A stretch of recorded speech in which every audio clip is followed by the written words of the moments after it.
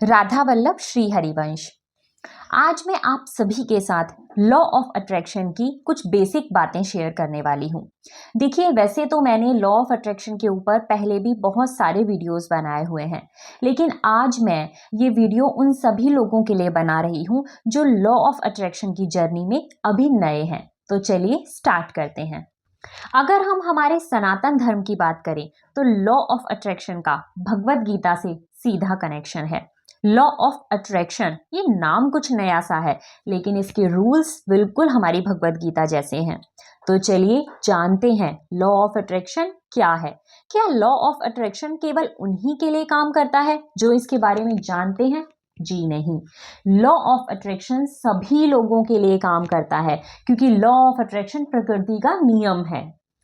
तो law of attraction हमसे कहता है कि जिस भी चीज पर हम अंदरूनी तौर पर फोकस डालते हैं, उसी चीज को हम हमारी लाइफ में अट्रैक्ट करते हैं।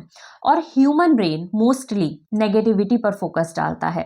ऐसा हो गया तो, वैसा हो गया तो, मैं फेल हो गया तो, मेरा ये रिश्ता टूट गया तो, मतलब हम अक्सर ब्यूटीफुल सिचुएशंस में भी नेगेटिविटी की तरफ फोकस करके, नेगेटिव सोचकर, डर कर नेगेटिविटी को अपनी लाइफ में अट्रैक्ट कर लेते हैं। जबकि लॉ ऑफ अट्रैक्शन कहता है कि खराब से खराब सिचुएशन में भी पॉजिटिव सोचकर, पॉजिटिव फील करके हम पॉजिटिविटी को अपनी लाइफ में अट्रैक्ट कर सकते हैं। देखिए, इस बात को समझिए कि लॉ ऑफ अट्रैक्शन में इनर फीलिंग्स का ही सारा खेल है। हम अपनी फीलिंग्स के जरिए अपनी पूरी लाइफ को बदल सकते हैं, लेकिन inner inner feelings, real inner feelings, बनावटी फीलिंग्स नहीं। तो चलिए आज मैं आप सभी को स्टेप बाय स्टेप बताती हूँ कि किस तरह से आप लॉ ऑफ अट्रैक्शन को कॉन्शियसली फॉलो कर सकते हैं। स्टेप नंबर 1, हम अपने माइंड को लेकर के एक क्लियर माइंडसेट बनाते हैं कि एग्जैक्टली मुझे यही चीज चाहिए। आपका माइंड आपकी विश को लेकर के एकदम क्लियर होना चाहिए, कोई कंफ्यूजन नहीं। इसीलिए थोड़ा सा समय लेकर के पहले अच्छे से सोच विचार कर लीजिए, और जब आप एकदम क्लियर हो जाएं कि पर्टिकुलरली आपको यही चीज चाहिए, तब आप स्टेप नंबर 2 पर जाएं।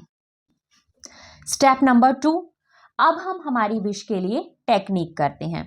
आप लॉ ऑफ अट्रैक्शन की कोई भी टेक्निक कर सकते हैं, क्योंकि टेक्निक्स बस हमारे माइंड की प्रोग्रामिंग के लिए होती हैं। तो हमें पॉजिटिव रहकर, प्रेजेंट में रहकर और अच्छे से फीलिंग्स डाल करके अपनी टेक्निक्स को करना होता है। आप एक विश के लिए 1, 2 या मैक्सिमम 3 टेक्निक्स कर सकते हैं। बहुत ज़्यादा टेक्निक्स करने की ज़रूरत नहीं है, डेस्परेट होने की ज़रूरत नहीं है। अगर आप अच्छे से 1 या 2 टेक्निक भी कर लें तो वो भी आपको बहुत अच्छे रिजल्ट दे देती है।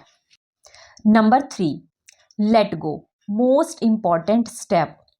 टेक्निक करने के बाद हमें लेट गो करना होता है। लेट गो ज़बरदस्ती नहीं किया जाता, ये नेचुरली होता है, बट नेचुरली करने का भी कुछ प्रोसेस है। अगर आप बार बार उसे याद ही करते रहेंगे, अगर आप बार बार विश ही टेक्निक्स ही करते रहेंगे, तो लेट गो कैसे होगा। 1, 2, 3 टेक्निक करने के बाद आपको अपने माइंड को वहाँ से शिफ्ट करना होता है, किसी दूसरी चीज़ में लगाना होता है, लाइफ के दूसरे एरियाज़ में बिजी होना होता है, किसी दूसरी विश पर भी आप काम कर सकते हैं। तो आपको बेसिकली अपने माइंड को उस जगह से हटाकर दूसरी जगह शिफ्ट करना होता है, जिससे आपका इजीली लेट गो हो जाता है।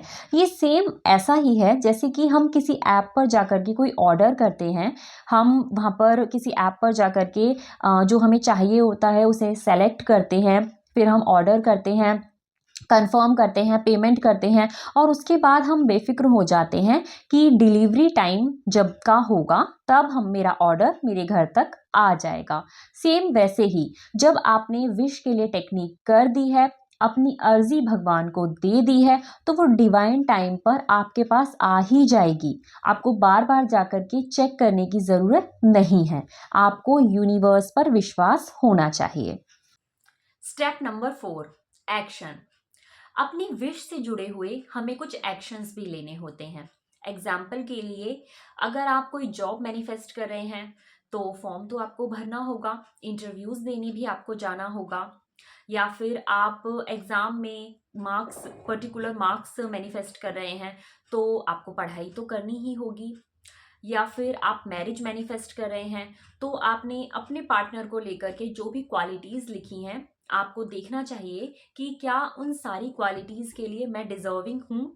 मैंने ये तो मैनिफेस्ट कर लिया कि मुझे मेरे पार्टनर में ये क्वालिटीज़ चाहिए, लेकिन क्या मैं डिजर्विंग हूँ, मैं उन सारी क्वालिटीज़ को डिजर्व करती हूँ? अगर नहीं करती तो मुझे अपने ऊपर काम करना चाहिए, खुद को डिजर्विंग बनाना चाहिए। तो इस तरीके से अलग अलग विश के अलग अलग एक्शंस होते हैं। कुछ विशेस ऐसी भी होती हैं जिनमें नो एक्शन ही सबसे बड़ा एक्शन होता है। स्टेप नंबर 5, हम हमारी विश को रिसीव करते हैं और उसे इंजॉय करते हैं। हमारा मैनिफेस्टेशन कंप्लीट हो जाता है। और इस पूरे प्रोसेस के लिए आपके अंदर पॉजिटिविटी का और पेशेंस का होना बहुत ज़्यादा ज़रूरी है, और ये प्रैक्टिस से आता है। Thank you.